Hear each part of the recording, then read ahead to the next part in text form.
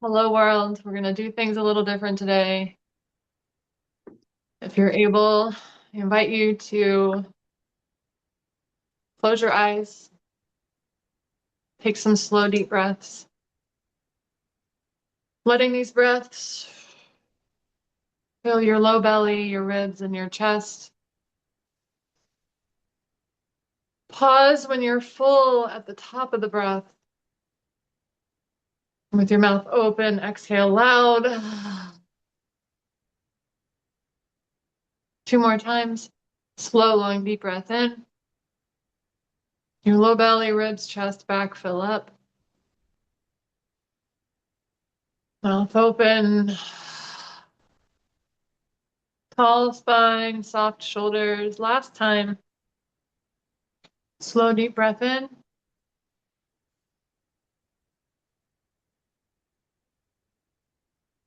Mouth open, make some noise.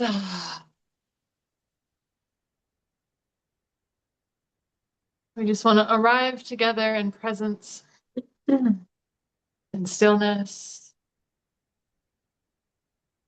feeling what it's like inside your body, feeling what it's like to be held by the earth beneath you. Mentally saying hello to your mind, hello to your body, and hello to your spirit.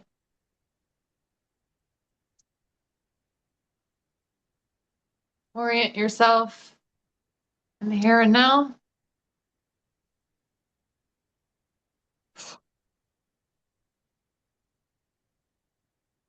When you're ready, go ahead and blink your eyes open. Hi, Diane. Hi. Welcome, everyone, to our next episode of Rise and Remember, a quick 30-minute tune-up. Connect with your inner wisdom. We're on day 2 of the Year of the Horse, and it's just, lifing at the speed of life. Life is And definitely life. And yeah, we were just discussing, we both have very similar life points, and our moms are going through some stuff right now. So I'm going to invite everyone tuning in to send some love to our moms, to their own moms, to the mom energy on earth. We all, whether you have children or not, we all have a mom energy inside. And the mother archetype is one of nurturing and love and unconditional support and presence and soothing. And that's not something that has been cherished, honored, protected on this planet for quite a few thousand years. So let's just take a moment and recognition of and honor toward the Sacred Mother.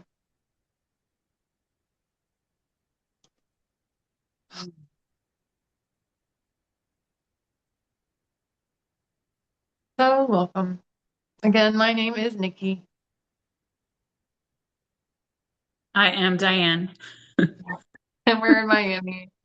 Um, and these calls, Rise and Remember, are just what they sound, conscious conversations to help us activate, stimulate the wisdom within. There's a lot we can share. Diane, anything you want to bring into the space Well, right as away? soon as we finished our breathing, right? And I went to get a sip of water and this falls down. And this picture, right? It's like a walkway on a bridge on a beach. And it calls to me because what it's symbolic to me is the best way through the challenge is through it. Not going around it, not trying to find a different way, it's going through it. And I was like, well, that's what's happening right now. You're going through it. So it was That is funny so how it perfect. felt. It just was like, hello, remember? No, that's perfect. It's perfect guidance for us to kind of platform, like jump off of. Because the only way to get beyond something is through it. And in my own life, I've seen that, like, and I hear that from my guidance. a great example that I like is if a person feels called to go to medical school to become a doctor, like in a moment in time, they realize, I want to become a doctor. So they take the steps, they get their undergrad, then they go into grad school, and then they go to medical school. And so they're going through the steps to follow the strategic path toward becoming a doctor. Perhaps their third year in their medical career or medical education career, in an anatomy class, they have an epiphany or some life event that opens them up to some other path that feels like a louder yes. And so they stop the medical career and they go in that other direction. And some people might see that as a failure. But to me, what that means is like maybe being a doctor was never the goal. Perhaps your soul knew that the only way to get you into that anatomy class was to make you think that it was time to be a doctor. So you followed the steps that our primitive human minds can understand and follow the direction toward being a doctor, but you got what you came for, which was that specific hot moment in your anatomy class. And now you're on to your next adventure. But we have these stories in our head that say, no, I've started this, I have to finish it. I've already done all this, I need to finish it. But what if the finish it was a lie? What if there is no destination? What if it's just the richness of the experience of learning the bones and the arteries and, the types of blood and how they work? And, what if that's the only purpose for it? Because maybe you're weaving this really brilliant motif that in 10 years, you're going to be able to thread all these little nuggets that you've learned together and create something completely amazing, right? But some of us get stuck in a career or a life that isn't ours, doesn't even feel true to us. Like, what the hell am I doing? We look around like, this doesn't match what I want. What am I doing in this life? But we just kept thinking we should, so we did. Yeah. I like that little scenario because I feel like I'm on that kind of path right now, right? I'm back in school. This is my second master's, going back for my nurse practitioner. And my goal always has been to get a doctorate. And then I had a psychic reading a few weeks ago, and I was guided in a different direction. And I was like, what's your rush? What's your rush? Do I got to get my doctorate right now? Or can I kind of enjoy where I'm at? And I think that that's where I'm leaning towards now, is that realizing, oh, I get to enjoy my kid. He has 2 more years of high school. I get to enjoy this time. And then maybe I'll study when he leaves because it helped me when my other one left, right? To be in Mhm. school. It gave me a little bit of a distraction from that life challenge. So I'm like, well, there's no rush to get the doctorate now. I think I'm just going to finish what I'm doing, step into it, and then move forward. But I wouldn't have gotten that intuition until this semester when I was going through all this crap with my mom, you know? I love that, Diane. And I love knowing too that when we are going through these learnings, these, initiations, these trainings, we are being changed. Our identity, our personality, everything about us is changing as we're learning. So again, that can be the point. But also, it's very normal that in that unfolding, you end up not wanting to do it anymore at all. Because it's Yeah. the unpacking process, not you, but like if, when we go down to like the unpacking process was the point, right? But then I've seen it for myself and others, like being terrified. Well, what does this mean about me? What will my community think? What will my family say? Like, what will social circles say? I'll be deemed a failure. We go down these spirals, but there's such a richness to life. And I love this new phase of human evolution. It feels like that's going to be the conversation is the richness of life, not the destination of life, right? But like the quality of what we choose, the quality of the relationships. This has been a big thing for me, cleaning up my orbit.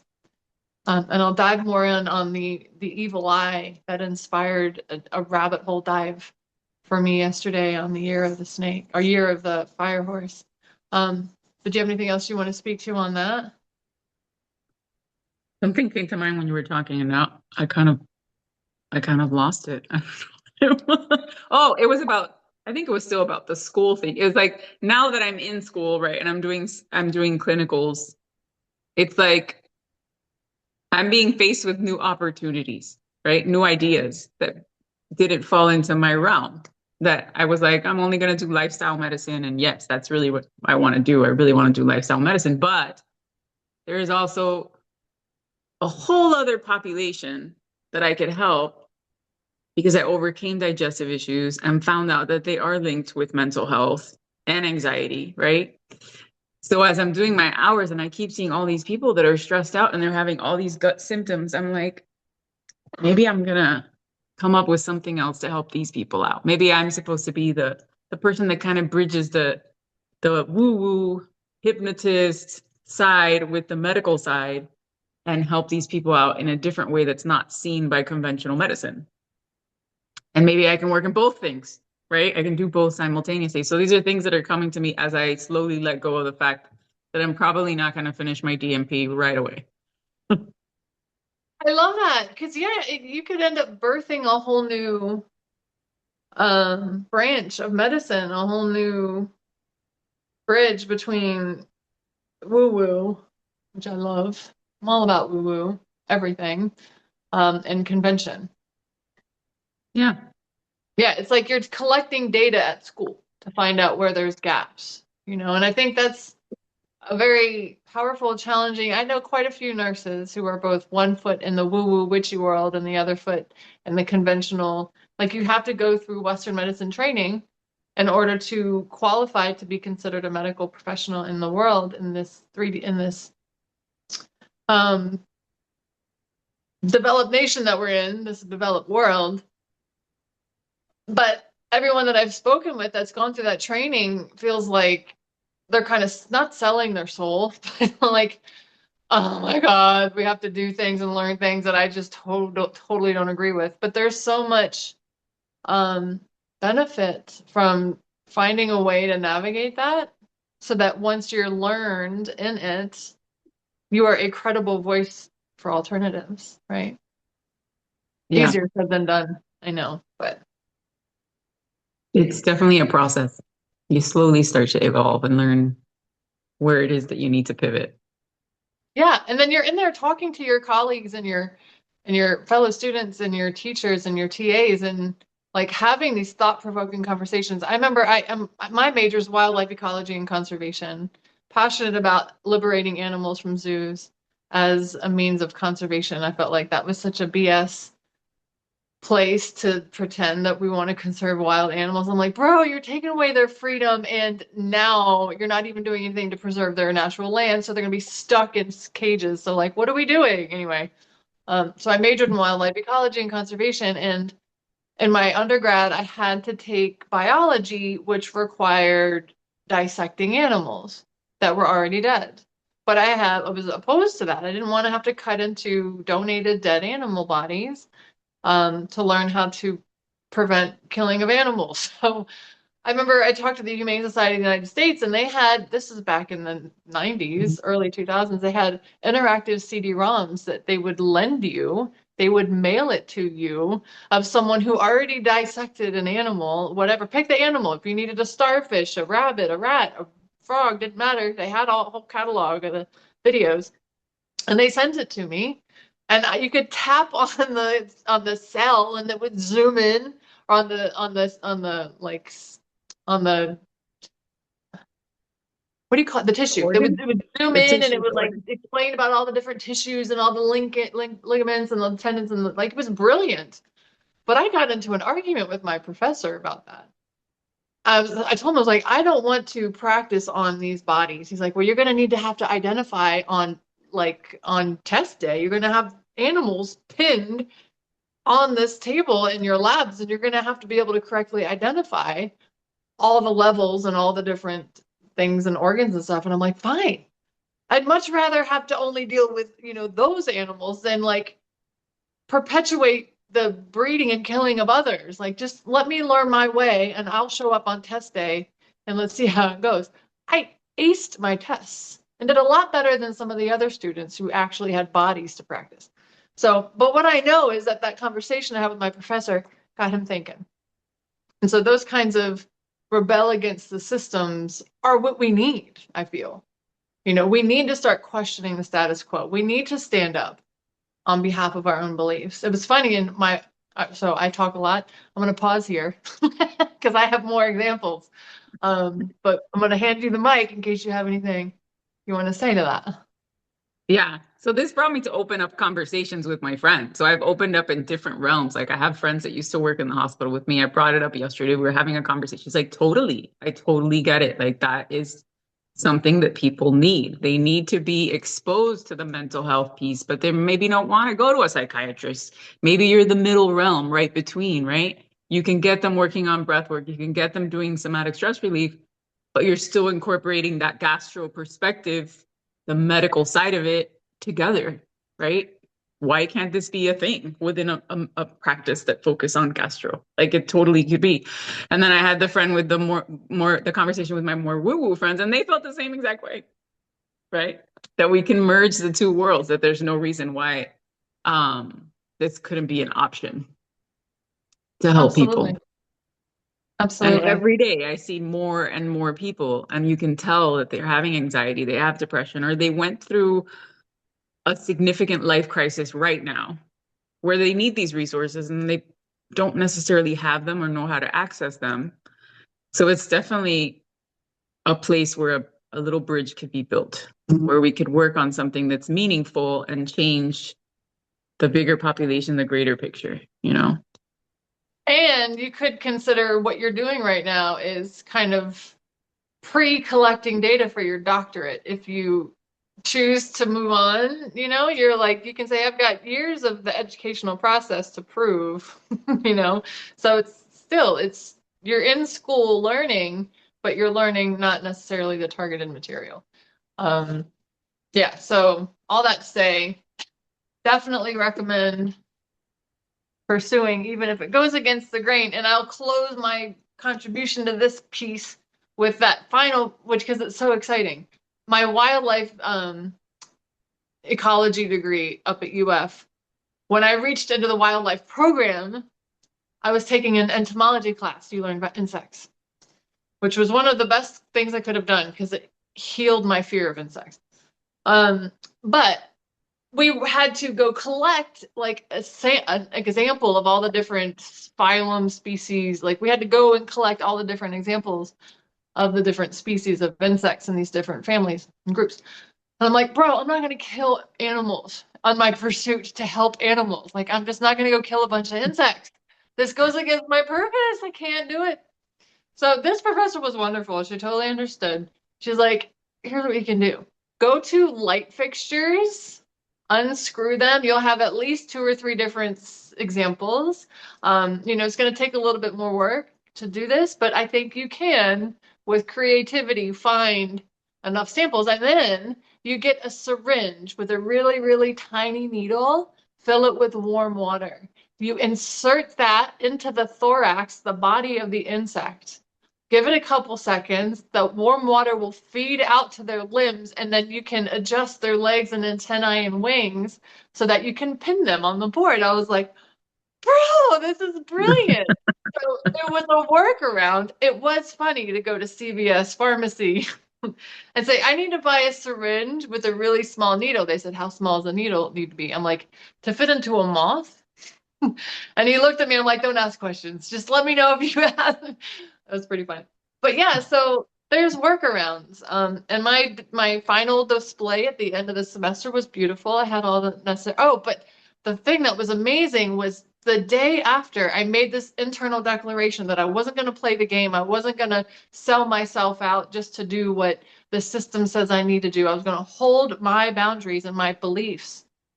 And I told my professor, and she was totally wonderful about it. I came out to my car, and there were 5 dead bugs on the roof of my car. 5. This happened like 3 days in a row. Dead bugs, but it was the same species. And I'm like, you guys stop. I've already got you. I don't need, it was these like flying scorpions or whatever. But it was amazing. Like they were coming to me. I was like, oh, this is how life rearranges to support you. When you follow your honest, true path, life will find a way to bring you what you need. It absolutely does. Like before, when I was debating, am I going to do my nurse practitioner? Am I going to do a doctorate? My initial hypothesis is that there's a connection between trauma, childhood trauma, and manifesting disease in adulthood, right? Because I experienced it myself. And I was like, somehow I'm going to study this. This is what I'm going to study. And then now here I am in a gastro office, and things manifested for me in that same way. I had digestive issues. He couldn't figure me out. He ended up sending me to psych because we're friends. And he told me, I think at this point, this is not working. You need to go to psych. But now I'm seeing so many patients that are exhibiting the same symptoms, right? They're having these digestive upsets. They're having abdominal pain. They're having cramping or diarrhea, whatever it is. And it's all related to stress and anxiety. If you ask them if they're anxious, if you actually go in a little bit deeper and assess with the tools that we have to assess anxiety and depression, you get a better feedback of what's going on. Or if they've had trauma, like we've had quite a few that had recent traumatic experiences in their lives, and their symptoms got worse after that. So it's just interesting how it moves things around so that you can see them in a new perspective and maybe tweak your hypothesis a little bit and move forward. Yeah. What I love about what you're sharing is the digestive system specifically, and with my own experience of lifelong digestive issues, is that the quality of your gut alone determines how you think. It determines your opinion, your perspectives, who you vote for. Like our gut plays such a huge part in everything. And when you start to get involved in the health world and you understand, the importance of food, water, air, these basic things that are so simple and highly industrialized, highly processed, and you start to think this isn't new information. Like we're not tapping into some secrets. This is any medical profession knows garbage in, garbage out, right? So it can help you start to question the world around you and be like, why is this on the shelf? Why is this in my water? What is in the air? Like, why are we doing this? And it all impacts your gut, which, we do energy work. Our gut is our power center. It's our boundaries. It's our sense of self. And there's a very clear parallel. If I don't monitor what I'm putting in my body, if I'm not more particular about the air that I breathe, making sure there's none of those toxic air fresheners and just, scented candles and aerosols, like other things that are proven to hurt our endocrine system and a whole bunch of other things. Like if I'm purchasing products and foods and I'm ingesting them and I'm not doing it with care to honor my body and the health of my surroundings, how are my boundaries in my relationships? How's my sense of self when I pursue things? There's a very clear connection, right? So we are dealing with chronic gut issues as a human race across the board, and we don't have healthy boundaries. So what I know is when you start to clean up your diet and your gut starts to change, you start to notice, I don't feel respected in this friendship, actually. My boss isn't very nice to me. Why do I keep saying yes to these people? So you start to notice when you start to heal your gut, you start to question anywhere your boundaries have been violated by you. We are the number one violator of our boundaries. We let other people in that shouldn't be in, right? But I love that focusing on the gut doesn't just impact your ability to poop every day, but it can reshape your entire life. Yeah, if you align your gut, right? If you're having all these digestive issues and you're trying to make big decisions, you're not making it from the right place. But then if you heal your digestive tract and now you get an instinct that maybe someone comes into the room that's not right for you and you're like, no, I'm not going to instill in this conversation. They're not good for me. And you can start to trust that intuition and build. And they do go together, right? We got to heal the body so that we can trust what the body's telling us. But it's all a foundation. It's interesting because I just saw a lifestyle medicine class this week, and I've seen them before. All of this is proven in healthcare is that any disease needs a foundation of nutrition. You need to focus on exercise. You need, you need to hydrate yourself. These are all important things. If you have an injury, you need to have physical therapy. You have to repair the area of your body that's been affected. And it's all in the research, but it's just not focused on. Those simple things that we can change are not focused on. It's like pop a pill, fix the problem, but cause another problem. That's the way healthcare works. And it's sad, right? It's known that this is what we need to do, but it's not focused on. And I think this little gap I found kind of helps shift and pivot things into that focus where we can tell people a little bit more about nutrition and exercise, and we can give them mindfulness strategies to work on this. Yes, you might need a pill for a little while till your body settles, but it's not to stay on it forever. That's the huge piece, is it's not to stay on forever. And I remember during COVID quarantine timing, there were quite a few people, we were very divided. And there was one camp who says, I'm healthy, I run, I eat healthy, I work on my emotions, like I do what I can to live a healthy life. So forcing me to get a vaccine or to wear masks, which I don't feel will be good for my health, will actually lower the quality of my health. And I shouldn't be forced. So this is one conversation that we heard. And then another conversation that says, this is, a widespread thing. We haven't figured out how it spreads, but what we should all do to prevent spread is, get vaccinated and wear the mask. So these two conversations were coexisting. And the argument that I heard on support of vaccines and masks is we can't tell people what to eat. We can't make them live healthy lives. We can't make them exercise. Everyone has the right to choose to eat, drink, smoke, whatever they want, as long as they're not, hurting anyone while they're doing it. I'm like, but that same pressure is trying to be put on people who don't want something in their bodies, who don't feel comfortable wearing a mask. Like, it's the same mandate. You can't force people to be healthy. Well, then we can't force people to wear masks and take vaccines. Like, either way, you're trying to force someone to do something. So here we are. And I do believe everyone has, I'm not going to try to tell someone you have to meditate, you have to do yoga, you have to drink, spring water, you have to ground, like, obviously.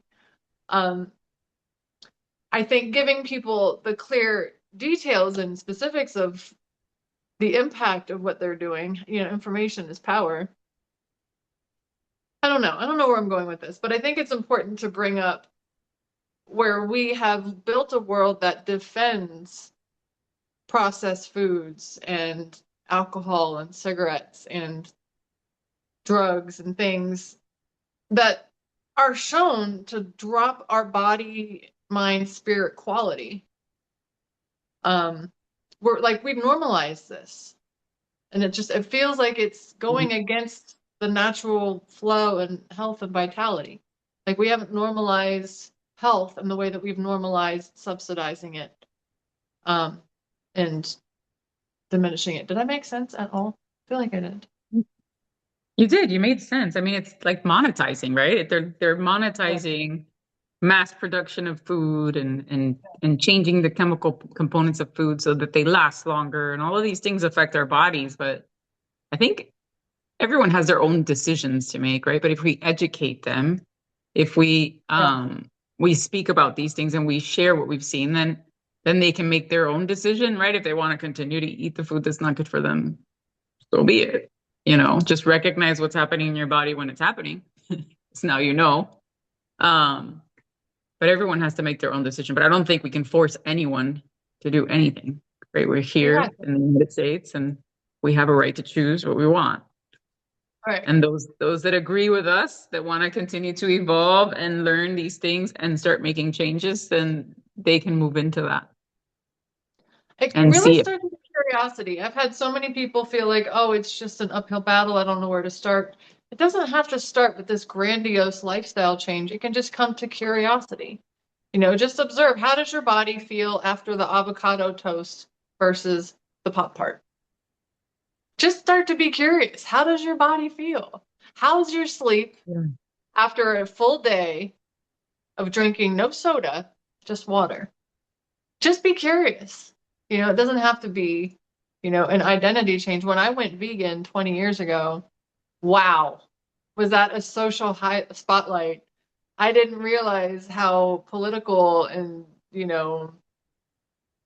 I didn't understand. I did not realize the food choices and how it plays a part in our social dynamics in my family.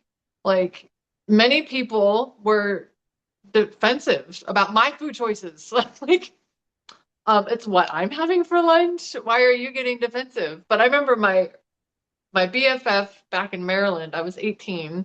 He went vegan before I did. I didn't even think about it. I wasn't even close to vegetarian. It wasn't even on my radar.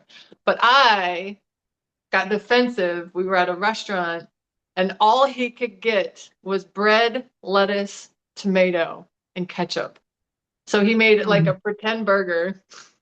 I ordered a real burger because I was like, don't you even give me looks, buddy, because I don't want that guilt. Like, he wasn't saying or making any faces, but I felt defensive inside me. It was my ego. And so the waiter comes and hands him his bread and his lettuce and tomato and ketchup, and he's got French fries. It's a vegan staple. And then I've got my burger, right? The full Monty. And I remember eating it, and he's not making faces. He's not wincing. He's not acting like he's judging. We're just having our lunch.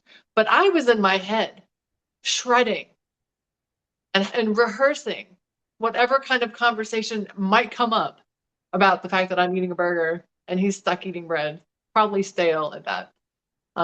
But all the drama in this moment of time was on my side of the table because I felt defensive. I felt guilty. And I've heard and I've seen it play out many times in these 20 years. The most defensive, argumentative people about the vegan diet are the ones that are this close to becoming vegan. Because they can't reconcile it. They know they're not living in accordance with their own values, and that's pissing them off, and they need someone to blame it on. That's what I was doing to my friend. But so I feel like we are more aware of our where we're being called than we think. But we just shove it off to the side. We go with peer pressure. We go with social norms. We go with tradition. And we just, I don't want to talk about it. I don't want to think about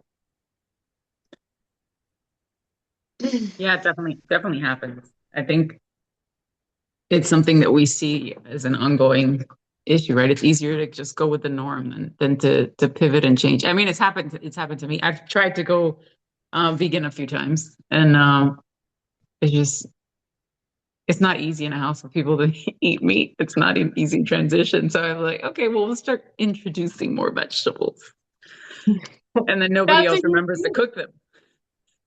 Yeah, that's a huge piece. I love the philosophy of it's not about cutting animal products out. It's about crowding them off your plate. Put other Yeah. things on there to the point where you're not craving it anymore. But what we know is like the fat, the salt, and the grease, right? Like those things we tend to crave, especially if we're in a low mood or, if we're feeling heavy, we're feeling a little bit run down and stressed out, like those comfort foods we lean on quicker than anything else. Um, but yeah, social situations definitely dictate our choices more than we think. For sure. Yeah, I Yeah. I had a mean, look at friend. it. Look at like going to a party, right? If I'm not a big drinker, but you always have friends that are like, no, but you need to have a drink, but you need to have a drink. And then eventually I'm like, okay, I have one drink because I know that for me, one drink is way enough. Like a couple sips and I'm good. Like I don't want to, but it's that pressure. You have that peer pressure in these Yeah, situations. yeah. Yeah, I had a friend, Mhm. he was going through law school and he was one of those Doogie Howser brilliant kind of guys. Like he could just look at a book and know everything inside of it without even opening a page. I'm being dramatic, but he was that smart. He just absorbed information and it stuck. So he was going through not just the end of, college, law school, um, training, but he was also preparing for the bar simultaneously. And he texted me one day and he's like, I think I'm going to go vegan just because I'm bored. Okay. He was hanging out with me and my friend Kelly, and he's like, you two are always eating these, cool looking vegan food. I'm going to try it out just because I'm bored. I'm like, cool. I remember he texted me and he's like, my friends are assholes. They're all picking on me for being vegan. I didn't realize how hard it was to be vegan. He's like, even the waiter was giving me shit because he didn't know what to serve me. I'm like, welcome to a day in the life, bro. He's like, God. He's like, I'm not doing this for the animals, by the way, so don't even. I'm like, oh, whatever. You're not eating my friends. I'm happy. So whatever's motivating you, I don't care. And he texted me one day. He's like, I need to get out of the house. I'm super bored. Do you have any? Because I was working for an animal rights group. He's like, do you have anything going on today that I can come help you with? And I'm like, well, there is a speaker in town, Will Tuttle, and he's speaking on his book, The World Peace Diet. And it's how world peace depends upon what you consider food, in terms of the energy of violence, So it starts on your plate. And I was like, if you want, I need, I have to go set up for this and get his books distributed. Like, you're welcome to come and help me, like, schlep all this. He's like, absolutely. He came over and he went out to this event with me.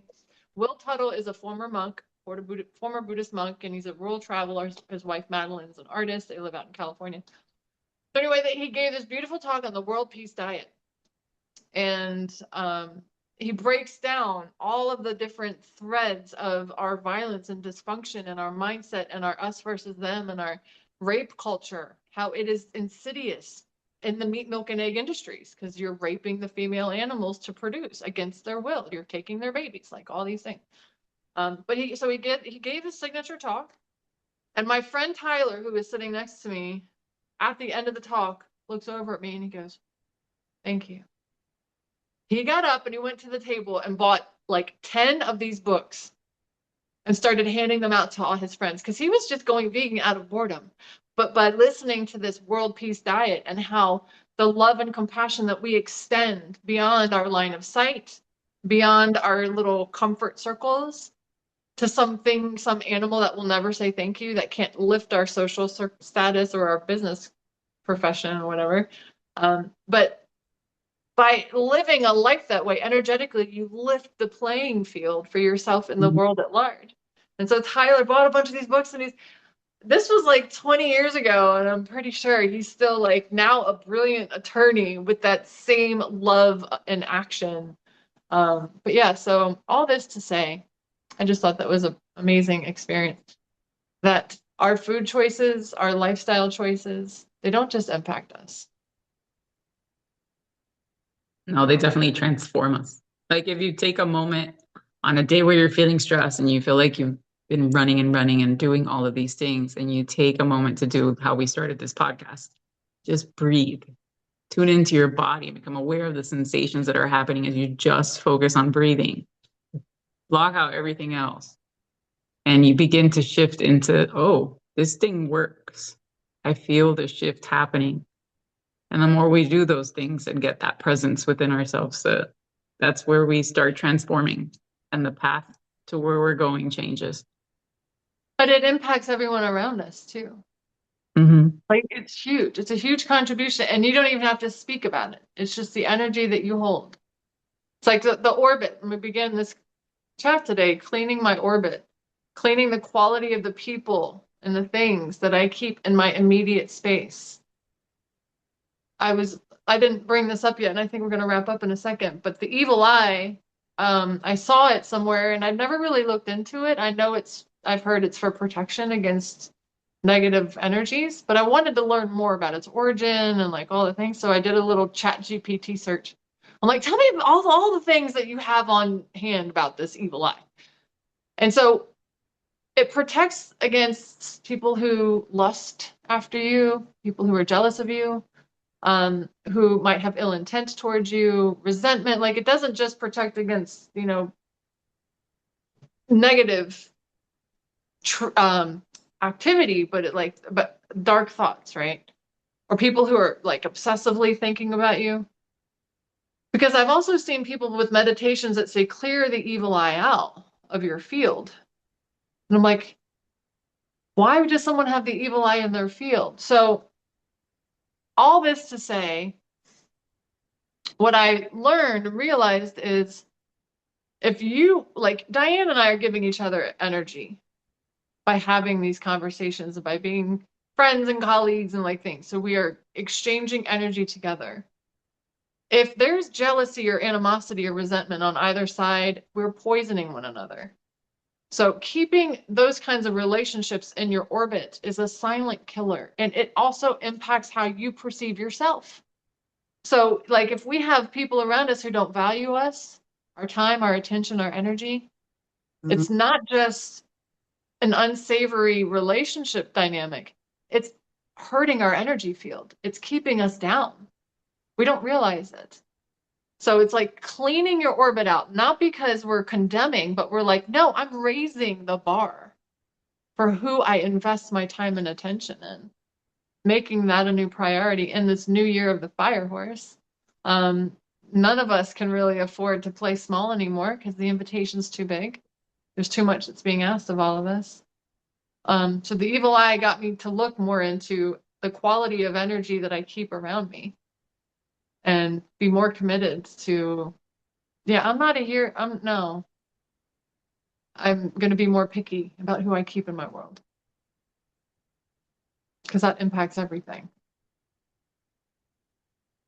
Yeah, it definitely does. And I think it goes hand in hand with what we already talked about, creating boundaries and then recognizing, what how relationships are as you heal yourself and as you begin to trust your gut instincts. Maybe a boundary that you set a year ago now becomes into a point where you're like, well, this person doesn't belong in my life anymore, right? It's like stepping stones to the transformation. Yeah, and cleaning your orbit is the greatest way to repair your boundaries and to apologize to yourself for a lifelong practice of self-abandonment, which we've all done in some way. Um, yeah, we've had a pretty juicy conversation today, sister. I think we're over time, but We are. yeah. Do you have I any I closing think it was a comments? good day.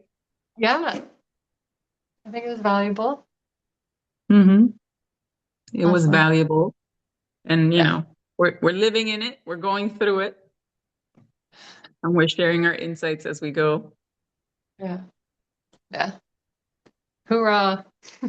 Hurrah. So as we close, I want to again announce that I have my retreat this coming Sunday. There's still room. Sunday 222, which is the energy of having faith. And it's titled Having Faith in the Unseen. We're here in eclipse season. Powerful energy for propelling forward, clearing out. It's from 1 to 5 p.m. Details on my website, FrequencyFirst.Love. Registration closing Friday. Amazing. It sounds exciting. You can always check out my app. It's Orgasmic Healing, Orgazmik. And check it out in whatever app store. There's plenty of breath work and meditations and hypnosis in there. So I hope you guys join and experience it. Awesome. Awesome. All right, sister. Thank you for co-piloting with me. And I'll see you soon. Bye. Bye. Aloha. Aloha.